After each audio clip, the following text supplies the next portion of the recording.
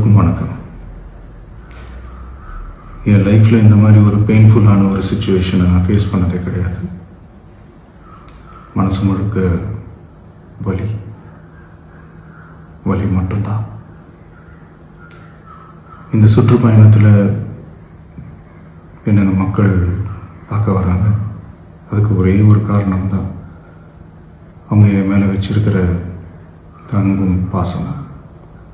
அந்த அன்புக்கும் பாசத்துக்கும் நான் எப்பவும் கடமைப்பட்டிருக்கிறேன். அதனால தான் இந்த சுற்றுப்பயணத்தில் மற்ற எல்லா விஷயங்களையும் தாண்டி மக்களுடைய சேஃப்டி, அதில் எந்த காம்ப்ரமைஸும் பண்ணிடக்கூடாதுன்றதுக்காக தான் அது என் மனசில் ரொம்ப ஆழமாக இருக்கும் அந்த எண்ணம்.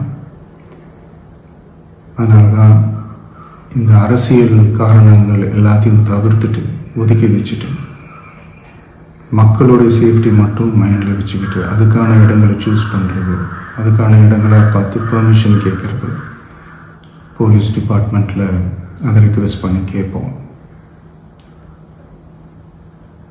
ஆனால் நடக்கக்கூடாதது நடந்துருச்சு. நானும் மனுஷன் தானே. அந்த நேரத்தில் அத்தனை பேர் பாதிக்கப்பட்டு இருக்கும்போது எப்படி அந்த ஊரை விட்டுட்டு என்னால் கிளம்பி வர முடியும்? நான் திரும்ப போகணும்னு இருந்துச்சுன்னா அது ஒரு காரணம் காட்டி அங்கே வேறு சில பதட்டமான சுச்சுவேஷன்ஸ், வேறு சில அசம்பாவிதங்கள் அந்த மாதிரி எதுவும் நடந்துடக்கூடாதுன்றதுக்காக தான் நான் அவாய்ட் பண்ணேன். இந்த நேரத்தில் சொந்தங்களை இழந்து தவிக்கிற அத்தனை குடும்பங்களுக்கும் என்னுடைய ஆழ்ந்த இரங்கலை தெரிவிச்சுக்கிறேன். எனக்கு தெரியும், என்ன சொன்னாலும் இது ஈடையாகாதுன்னு எனக்கு தெரியும்.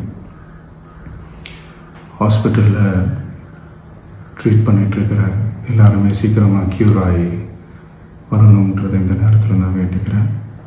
கூடிய சீக்கிரமே உங்கள் எல்லாரையும் நான் சந்திக்கிறேன்.